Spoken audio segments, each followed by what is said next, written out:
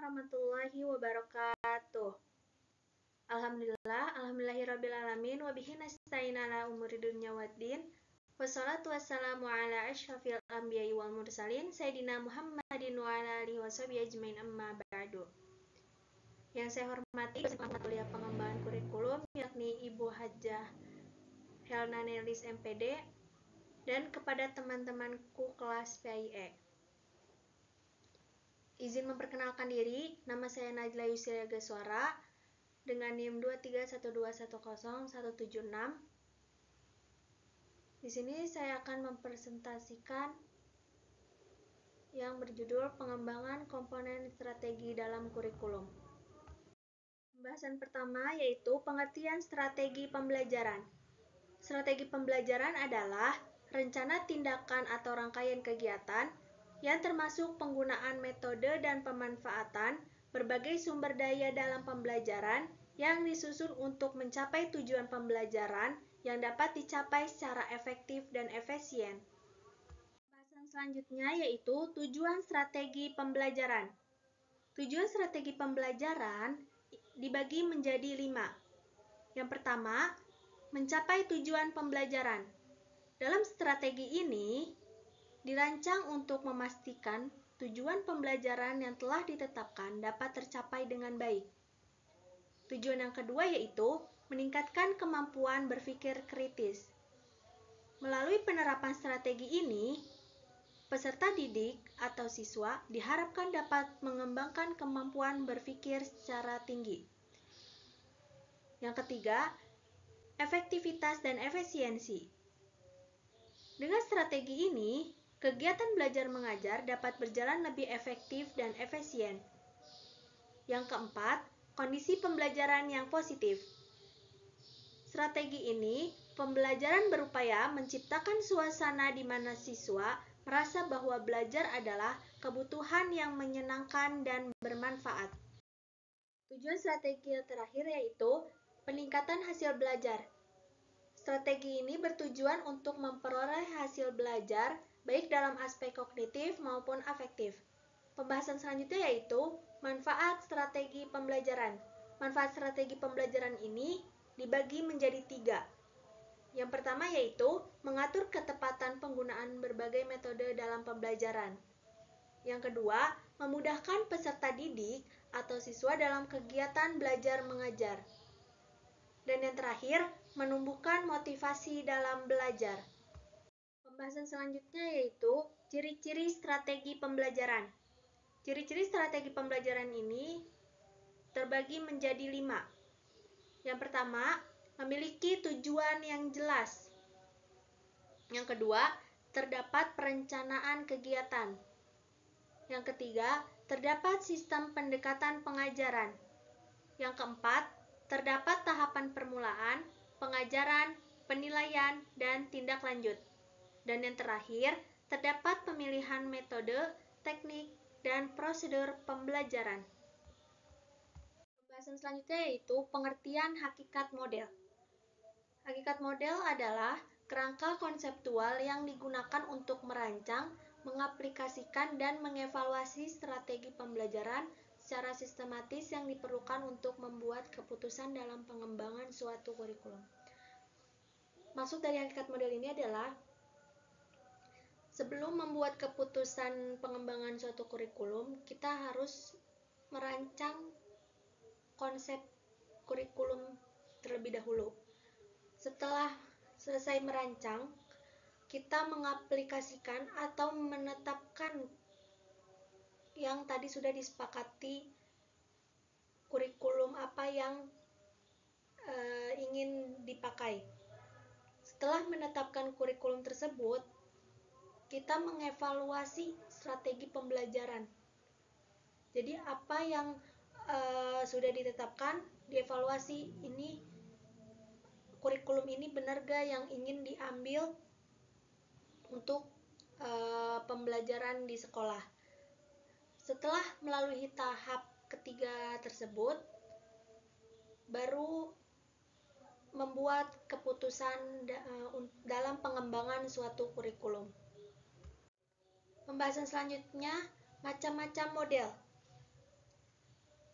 Yang pertama menurut Ralph Tyler 1949. Dalam bukunya Basic Principles of Curriculum and Instruction, Ralph Tyler mengatakan bahwa pengembangan kurikulum perlu diperlakukan secara logis dan sistematis. Macam model yang kedua yaitu Beauchamp 1964. Model ini pengembangan kurikulum yang dapat digunakan untuk menyusun kurikulum baru ataupun hanya menyempurnakan kurikulum yang sudah ada. Selanjutnya yaitu langkah-langkah pengembangan kurikulum. Langkah-langkah pengembangan kurikulum dibagi menjadi 5. Yang pertama, menentukan cakupan lokasi atau wilayah kurikulum. Jadi, pemilihan lokasi atau wilayah disesuaikan dengan pengembangan kurikulum yang telah direncanakan. Langkah-langkah yang kedua, menentukan pihak-pihak yang terlibat dalam proses pengembangan kurikulum. Menentukan pihak-pihak yang terlibat dalam proses pengembangan kurikulum ini meliputi staf ahli, guru-guru sekolah yang telah dipilih. Langkah-langkah yang ketiga, menentukan organisasi dan prosedur pengembangan kurikulum.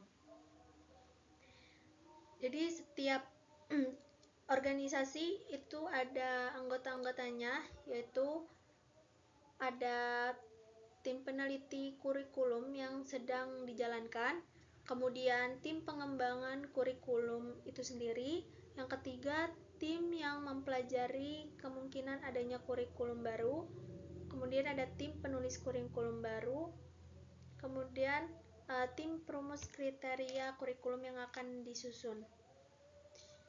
Langkah yang keempat, mengimplementasikan kurikulum. Dalam hal ini membutuhkan kesiapan dalam melaksanakan kurikulum. Yang terakhir, mengevaluasi kurikulum. Setelah melalui tahap yang tadi, kita harus mengevaluasi kurikulum yang sudah kita ambil. Apakah kurikulum itu sudah pas untuk dijadikan pengembangan pembelajaran di sekolah tersebut, atau bisa diganti kurikulum yang sudah disepakati tadi. Selanjutnya, Seiler and Alexander 1981. Menurut Seiler and Alexander, model ini membentuk kurikulum planning process, yang artinya proses perencanaan kurikulum. Model ini menunjukkan bahwa perencanaan kurikulum mulai menentukan dan menetapkan tujuan sasaran pendidikan yang utama yang akan mereka capai. Baik, selanjutnya langkah-langkah pengembangan kurikulum. Langkah-langkah pengembangan kurikulum dibagi menjadi 4. Yang pertama, menentukan tujuan dan sasaran. Jadi sebelum membuat proses perencanaan kurikulum itu harus menentukan tujuan dan sasarannya terlebih dahulu. Setelah itu, yang kedua, membuat desain kurikulum. Membuat desain kurikulum ini melibatkan keputusan yang dibuat oleh panitia penyusun kurikulum yang bertanggung jawab kepada pihak sekolah. Jadi, panitia ini mengumpulkan dan menganalisis data untuk menetapkan tujuan umum dan khusus. Selanjutnya, setelah mengumpulkan dan menganalisis data, itu menyusun kurikulum atau membuat desain kurikulum yang dapat memberikan kesempatan belajar bagi peserta didik ataupun siswa. Dalam hal ini, menurut Seiler and Alexander,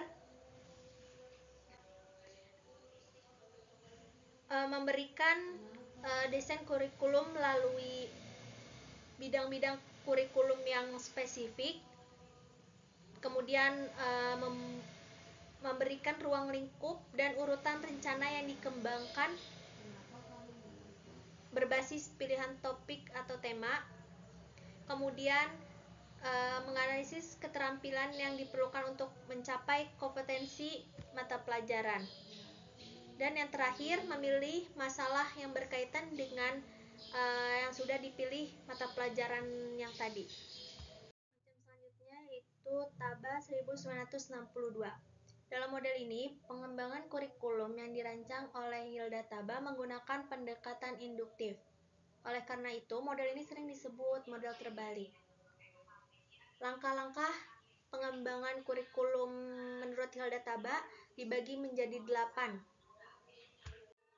Yang pertama itu diagnosis of needs, yang kedua formulation of objective, yang ketiga selection of content, yang keempat organization of content, yang kelima selection of learning experience, yang keenam organization of learning experience, yang ketujuh determination of what to evolve and of the ways and means of doing it, yang kedelapan checking for balance and sequence. Baik, saya akan menjelaskan secara singkat langkah-langkah pengembangan kurikulum menurut Hilda Taba. Langkah yang pertama yaitu diagnosis of needs. Maksudnya adalah guru mengidentifikasi sejumlah kebutuhan yang akan membentuk dasar perencanaan suatu unit kurikulum.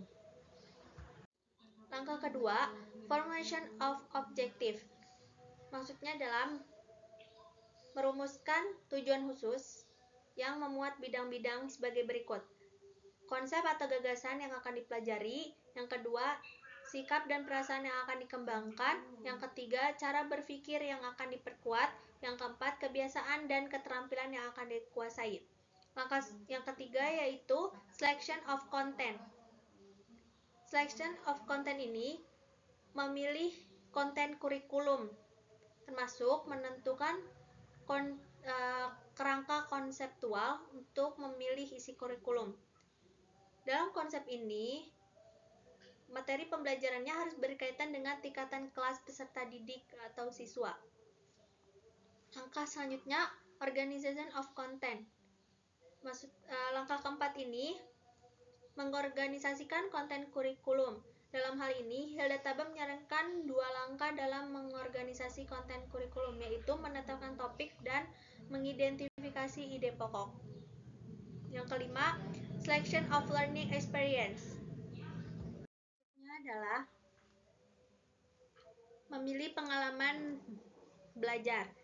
Kemudian langkah keenam, organization of learning experience. Langkah keenam ini yaitu mengorganisasikan pengalaman belajar. Urutannya yaitu pendahuluan untuk mengembangkan minat peserta didik, kemudian pengembangan atau studi mengenai aktivitas belajar yang dirancang untuk mengembangkan mata pelajaran, kemudian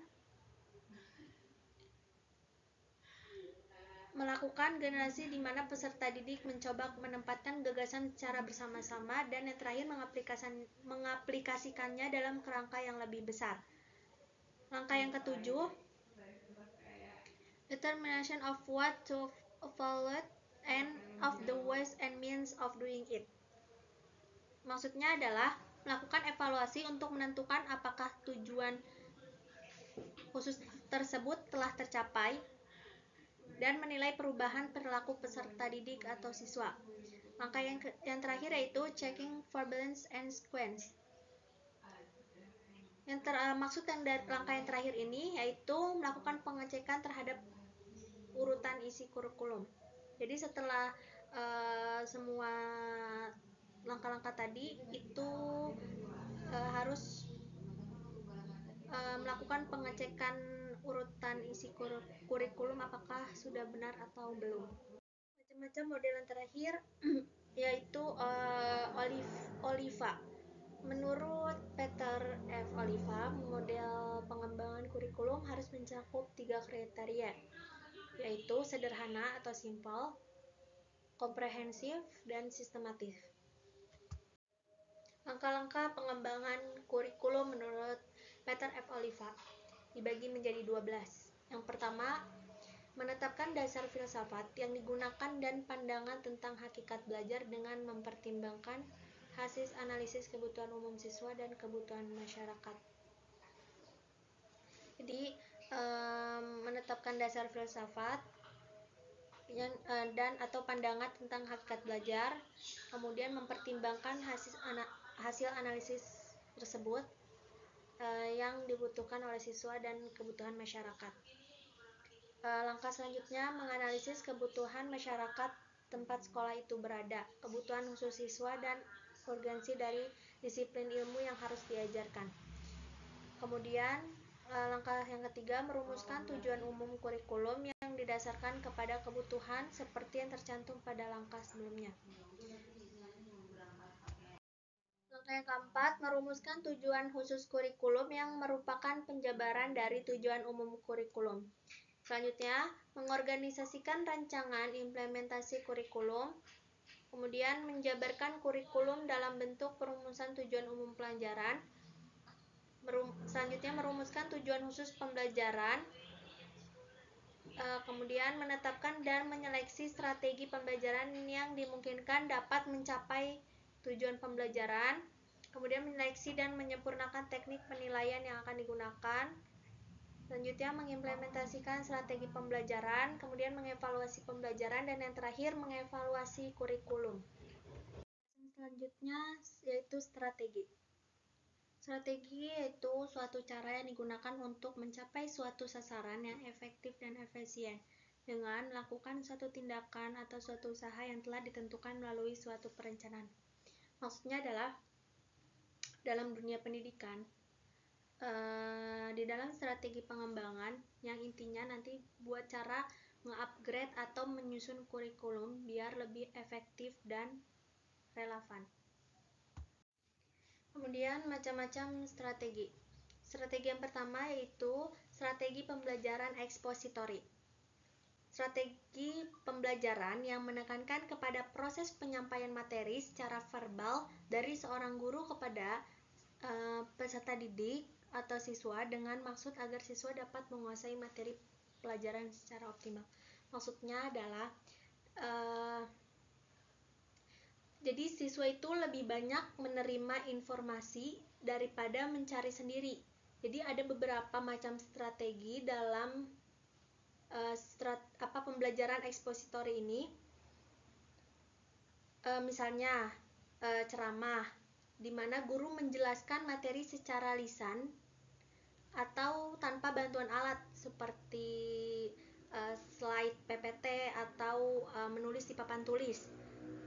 Kemudian ada demonstrasi yang lebih visual karena guru nggak cuma ngomong, tapi juga menunjukkan bagaimana suatu bekerja kayak eksperimen sains di lab.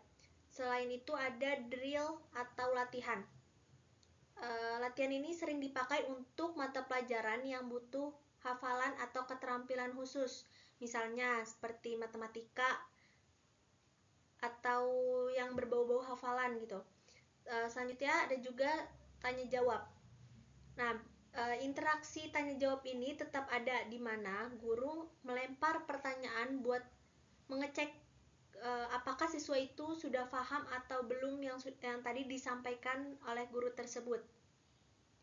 Dan yang terakhir itu ada penugasan, di mana guru itu kasih tugas setelah menjelaskan materi yang tadi supaya siswa itu bisa lebih paham materi yang sudah disampaikan oleh guru tersebut. Intinya dalam strategi pembelajaran ekspositori ini itu lebih efektif buat materi karena metode ini siswa itu cepat menangkap materi dan juga peserta didik atau siswa itu tidak cepat bosan. Kemudian langkah-langkah pengembangan kurikulum dibagi menjadi 5. Yang pertama, persiapan, kemudian tahap penyajian, kemudian korelasi, menyimpulkan, dan mengaplikasikan atau menetapkan. Macam-macam strategi pembelajaran yang kedua yaitu strategi pembelajaran inquiry. Strategi pembelajaran inquiry yaitu rangkaian kegiatan pembelajaran yang menekankan pada proses berpikir secara kritis dan analitis untuk mencari dan menemukan sendiri jawabannya dari suatu masalah yang ditanyakan. Proses berpikir ini biasanya dilakukan melalui tanya jawab antara guru dan siswa. Jadi maksud dalam strategi pembelajaran ini, metode strategi ini bikin siswa itu jadi lebih aktif mencari informasi sendiri. Jadi strategi pembelajaran inquiry ini kebalikan yang tadi strategi pembelajaran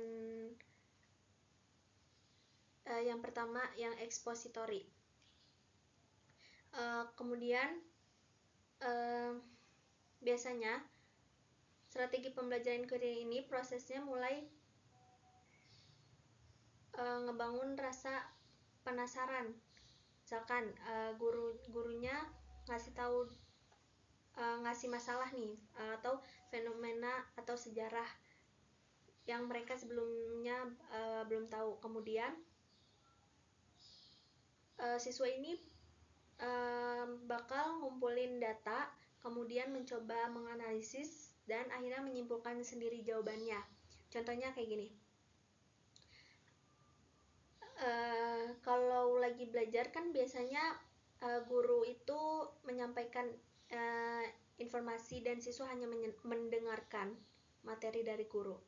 Tapi kalau strategi pembelajaran inquiry ini, siswa itu bukan hanya mendengarkan teori dari guru, tetapi siswa ini bisa langsung observasi atau terjun langsung ke lingkungan sekitar dan mencoba berbagai eksperimen sederhana. Intinya, strategi ini bikin pembelajaran jadi seru dan bikin siswa terbiasa berpikir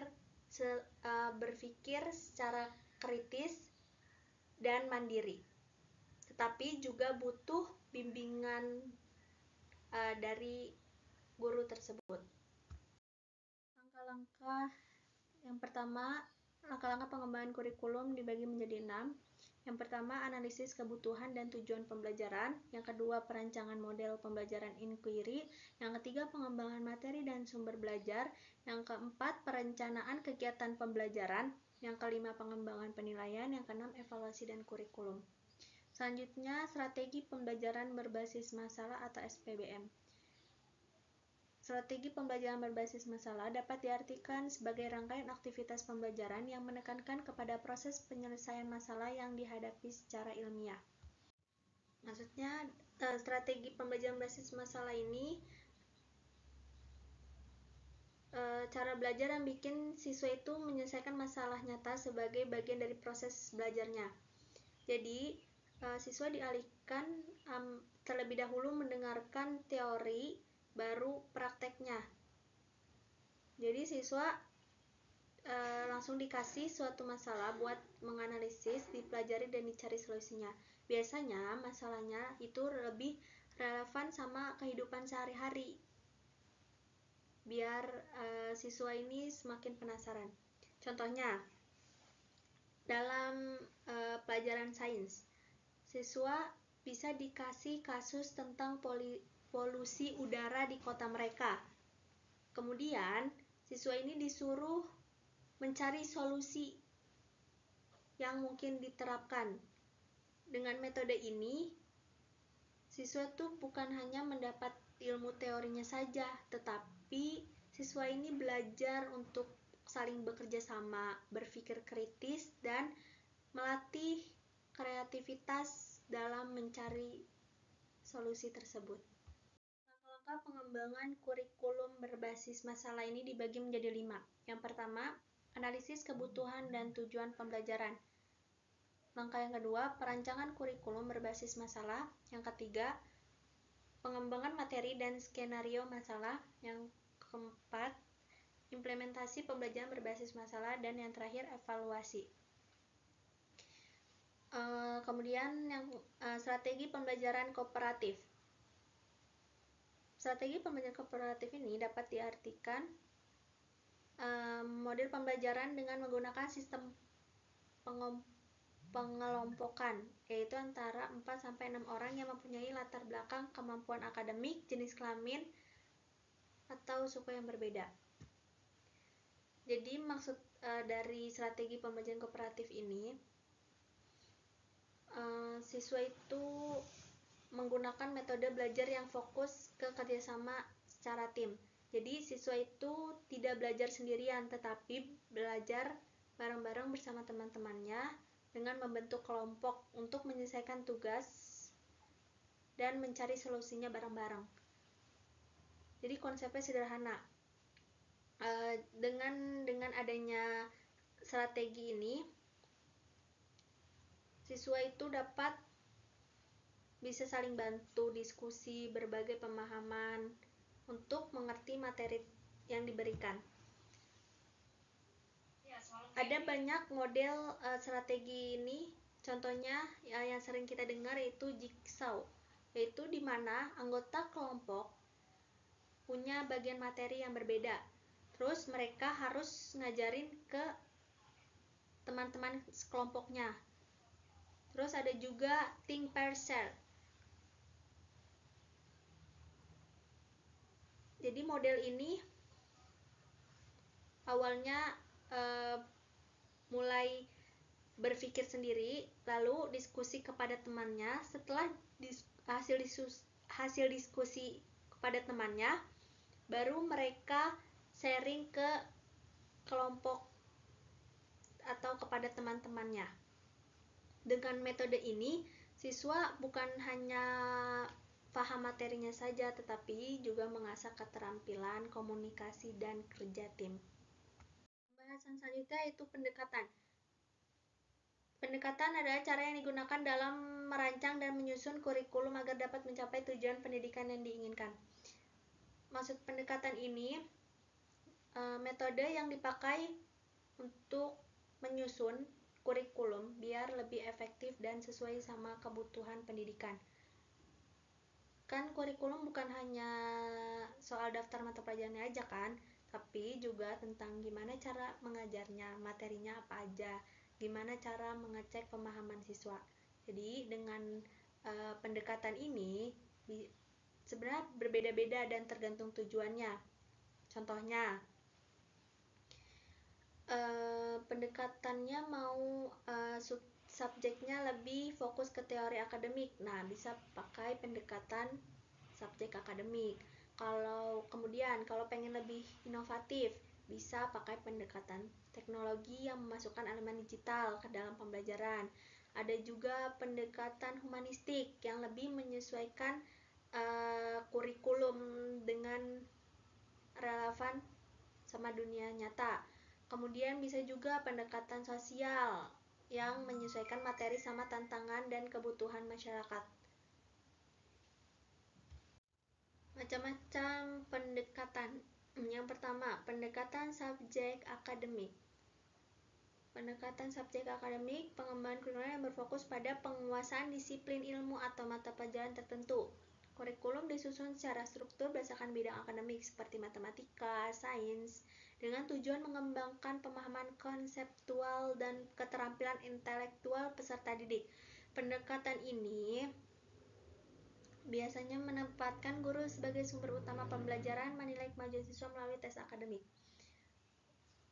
Baik, jadi pendekatan subjek akademik itu cara pengembangan kurikulum yang fokusnya ke mata pelajaran atau disiplin ilmu tertentu. Jadi pembelajaran ini lebih terstruktur berdasarkan bidang keilmuan seperti tadi ya, matematika, sains, bahasa, atau sejarah. Contohnya, di pelajaran matematika, siswa belajar mulai dari konsep dasarnya dulu. Setelah sudah paham dengan konsep dasarnya, baru naik ke tingkat yang lebih kompleks. Nah, pendekatan ini cocok buat yang suka belajar dengan pola teratur dan berbasis teori. Tapi, terkadang juga merasa kaku kalau tidak beriringan dengan metode lainnya. Langkah-langkah pengembangan kurikulum dibagi menjadi 7. Yang pertama, analisis kebutuhan. Yang kedua, perumusan tujuan kurikulum. Yang ketiga, pemilihan dan perorganisasian isi kurikulum atau materi. Yang keempat, perorganisasian pengalaman belajar. Yang kelima, evaluasi kurikulum. Pembahasan selanjutnya itu pendekatan humanistik. Pendekatan ini yang menekankan kepada perkembangan pribadi peserta didik atau siswa, termasuk nilai-nilai, sikap, dan emosi. Jadi, pendekatan humanistik dalam pendidikan, intinya ini fokus ke perkembangan pribadi dan emosional peserta didik atau siswa. Jadi bukan hanya sekedar akademiknya aja. Jadi dibandingkan sekedar hafalan materi, pendekatan ini tuh lebih mengasih ruang buat siswa berkembang sesuai potensi, minat, dan kebutuhannya. Contohnya, kan pasti ada aja siswa yang lebih suka belajar itu lewat diskusi daripada membaca buku. Nah, guru ini bisa menyesuaikan metode ngajarnya yang siswa inginkan. Nah, pendekatan ini juga menghargai perasaan dan motivasi siswa. Jadi mereka belajar itu tidak terpaksa dalam belajar. Intinya, pendekatan humanistik ini yaitu pendidikan dengan pendekatan yang lebih fleksibel dan bikin siswa itu enjoy dalam proses belajarnya. Pembahasan selanjutnya yaitu metode. Metode pengembangan komponen strategi dalam kurikulum adalah pendekatan sistematis untuk merancang, mengimplementasikan, dan mengevaluasi kurikulum agar sesuai dengan tujuan pendidikan. Komponen strategi ini mencakup perencanaan tujuan pembelajaran, pemilihan materi, metode pengajaran, penilaian, serta evaluasi keberhasilan kurikulum. Metode ini juga memastikan bahwa kurikulum dapat beradaptasi dengan kebutuhan peserta didik, perkembangan ilmu pengetahuan, serta tuntutan masyarakat dan dunia kerja. Jadi maksud dari metode ini adalah pendekatan yang digunakan untuk menyusun, merancang, dan mengembangkan kurikulum agar sesuai dengan tujuan pendidikan. Jadi, kurikulum itu bukan hanya sekedar daftar mata pelajarannya aja, tapi juga mencakup strategi bagaimana pembelajaran bisa berjalan secara efektif. Dalam prosesnya, ada beberapa komponen penting seperti tujuan pembelajaran, materi yang diajarkan, metode pengajaran, serta sistem evaluasi. Nah, semua metode yang tadi disebutkan itu harus dikembangkan dengan strategi yang tepat. Supaya apa? Supaya bisa relevan dengan kebutuhan siswa, perkembangan zaman, dan kebijakan pendidikan. Pada intinya, metode ini membantu memastikan kurikulum bukan hanya bagus di atas kertas aja, tetapi juga diterapkan dengan baik di dunia nyata. Selanjutnya, macam-macam metode. Metode yang pertama yaitu metode deduktif. Metode deduktif mengembangkan kurikulum dari teori atau konsep umum ke implementasi yang lebih spesifik dalam pembelajaran. Pada intinya, metode ini itu bermulai dari sesuatu yang umum dulu, baru pelan-pelan mengarah ke hal yang lebih spesifik. Biasanya diawali dengan teori, konsep, atau aturan yang sudah ada, lalu diterapkan dalam contoh-contoh atau kasus nyata. Misalnya, dalam belajar matematika, kita pasti dikasih tahu dulu kan rumusnya terlebih dahulu. Setelah itu baru nanti dilihat cara penerapan dalam soal-soal tersebut. Dalam metode deduktif ini cocok kalau materinya udah jelas dan struktur, jadi tinggal dipahami dan diterapkan. Selanjutnya, langkah-langkah pengembangan kurikulum. Metode deduktif ini dibagi menjadi 4. Yang pertama, menentukan tujuan umum. Yang kedua, menetapkan standar dan kompetensi. Yang ketiga, menyusun kerangka kurikulum. Dan yang keempat, mengembangkan materi pembelajaran. Metode selanjutnya yaitu metode induktif. Metode induktif yaitu pendekatan yang dimulai dari pengamatan atau pengalaman nyata di lapangan, kemudian disusun menjadi konsep atau teori yang lebih luas. Metode ini berfokus pada kebutuhan peserta didik, pengembangan masyarakat, dan tuntutan dunia kerja. Maksudnya yaitu metode ini kebalikan dari metode deduktif. Kan tadi kalau metode deduktif ini mulai dari teori dulu, baru ke contoh. Ya kan? Kalau metode induktif ini contoh dulu, baru nanti disimpulkan konsep atau teorinya. Contohnya pelajaran sains. Nah, kita tuh mencoba eksperimennya dulu. Nanti setelah udah bereksperimen, baru dilihat hasilnya. Habis itu kita tarik kesimpulan tentang suatu hukum atau prinsipnya. Jadi metode ini tuh lebih berpikir lebih aktif karena kita sendiri yang menemukan aturan dari hal-hal yang kita amati. Langkah-langkahnya.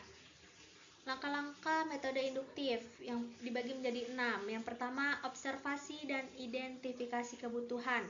Yang kedua, analisis data dan permasalahan. Yang ketiga, perumusan konsep dan tujuan. Yang keempat, penyusunan kerangka kurikulum. Yang kelima, implementasi kurikulum. Dan yang keenam, evaluasi.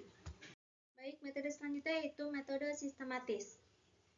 Metode sistematis ini pendekatan yang terstruktur dan berurutan dalam merancang, mengimplementasikan, dan mengevaluasi kurikulum. Metode sistematis ini memastikan setiap komponen kurikulum seperti tujuan, materi, strategi pembelajaran, dan evaluasi dikoordinasikan dengan baik untuk mencapai hasil pendidikan yang optimal. Maksud dari metode sistematis ini pada intinya yaitu menyelesaikan sesuatu dengan cara yang terstruktur dan berurutan. Jadi ada langkah-langkah yang harus diikuti supaya prosesnya lebih jelas dan hasilnya lebih efektif. Contohnya, kalau kita lagi belajar suatu materi, pasti kita mulai dulu konsep dasarnya dulu, baru lanjut ke yang lebih dalamnya atau isi-isi materinya. Kemudian langkah-langkah pengembangan kurikulum metode sistematis dibagi menjadi 6. Yang pertama, analisis kebutuhan. Yang kedua, perumusan tujuan pembelajaran. Yang ketiga, perancangan struktur kurikulum. Yang keempat, pengembangan materi dan metode pembelajaran. Yang kelima, implementasi kurikulum. Dan yang terakhir itu adalah evaluasi. Selanjutnya, saya akan memberikan contoh dari metode. Contoh yang pertama itu pemerintah menetapkan standar kurikulum nasional yang mencakup kompetensi inti dan kompetensi dasar. Sekolah kemudian menyesuaikan kurikulum dengan standar tersebut, kemudian menyusun silabus dan memilih metode pengajaran yang sesuai. Contoh lain, ada sekolah yang ingin bikin kurikulum yang lebih seru dan relevan buat siswanya. Mereka memakai metode pengembangan komponen strategi dengan pendekatan berbasis proyek. Jadi bukan hanya teori di kelas, tetapi peserta didik juga dikasih tantangan buat bikin proyek nyata sesuai mata pelajaran. Contohnya di pelajaran sains, siswa itu bukan hanya belajar tentang lingkungan dari buku, tetapi siswa juga membuat atau praktek proyek penghijauan di sekolah. Jadi strategi ini atau metode ini dikembangkan dengan menggabungkan tujuan pembelajaran, materi yang sesuai, metode pengajaran berbasis praktek, dan sistem evaluasi yang gak cuma dari ujian tapi juga dari hasil proyek mereka. Jadi dengan cara metode ini, kurikulumnya jadi lebih hidup dan siswa itu lebih aktif dan kreatif dalam belajar. Pembahasan selanjutnya yaitu media. Media adalah sarana atau alat yang digunakan untuk mendukung perancangan, implementasi, dan evaluasi kurikulum agar lebih efektif dengan tujuan pendidikan. Media ini membantu dalam proses materi, pemahaman konsep, serta peningkatan keterampilan peserta didik. Maksud dari media ini adalah alat atau sarana yang digunakan untuk membantu proses perancangan dan penyempurnaan kurikulum supaya lebih efektif dan menarik. Jadi dalam menyusun kurikulum, kita nggak cuma mikirin apa yang diajarkan, tapi juga gimana cara terbaik untuk menyampaikannya. Contohnya, kalau mau bikin pembelajaran lebih interaktif, bisa pakai media seperti bikin video, modul digital ataupun aplikasi edukasi. Kalau mau fokus ke pembelajaran berbasis proyek, bisa juga memakai media seperti platform kolaborasi online. Dengan adanya media ini, dalam pengembangan komponen strategi, bisa lebih fleksibel dan sesuai dengan kebutuhan peserta didik atau siswa pada zaman sekarang. Selanjutnya, macam-macam media. Yang pertama, media cetak. Media cetak yaitu sarana komunikasi dan penyampaian informasi yang dicetak dalam bentuk fisik di atas kertas atau bahan sejenisnya. Dalam konteks pendidikan, media cetak digunakan sebagai alat bantu pembelajaran untuk mendukung penyampaian materi kepada peserta didik. Jadi, media cetak itu segala bentuk media yang dicetak di atas kertas buat menyampaikan informasi. Contohnya buku, majalah, koran, brosur, atau modul belajar lainnya. Ya, walaupun yang sekarang kita lihat ya, media digital itu semakin berkembang. Media cetak tetap punya keunggulan, kayak nggak butuh koneksi internet dan lebih nyaman buat beberapa orang yang suka membaca langsung dari kertas. Kemudian langkah-langkah pengembangan kurikulum media cetak dibagi menjadi 6. Yang pertama, analisis kebutuhan. Yang kedua, perencanaan dan perancangan. Yang ketiga, pengembangan konten. Yang keempat, uji coba dan revisi. Yang kelima, produksi dan distribusi. Dan yang terakhir itu adalah evaluasi. Media selanjutnya yaitu media digital. Media digital ini penggunaan teknologi digital sebagai sarana untuk merancang, mengimplementasikan dan mengevaluasi kurikulum secara lebih efektif dan interaktif. Pendekatan ini memanfaatkan berbagai platform dan media digital untuk meningkatkan kualitas pembelajaran serta menyesuaikan kurikulum dengan perkembangan teknologi. Maksud dari media digital ini seperti yang kita lihat pada zaman sekarang. Media digital, segala bentuk media yang disampaikan lewat teknologi digital, biasanya lewat perangkat elektronik seperti HP, laptop, atau tablet. Contohnya, sekarang banyak banget, mulai dari video, podcast, media sosial, sampai ada aplikasi belajar online. Dibandingkan dengan media cetak, media digital ini lebih fleksibel karena bisa diakses kapan aja dan di mana aja asal ada koneksi internet. Dalam dunia pendidikan, media digital bikin belajar jadi lebih interaktif. Contohnya, kita bisa membuat video animasi atau membuat kuis online. Ya, intinya, media digital pada zaman sekarang ini lebih gampang dijangkau dan yang pastinya lebih seru.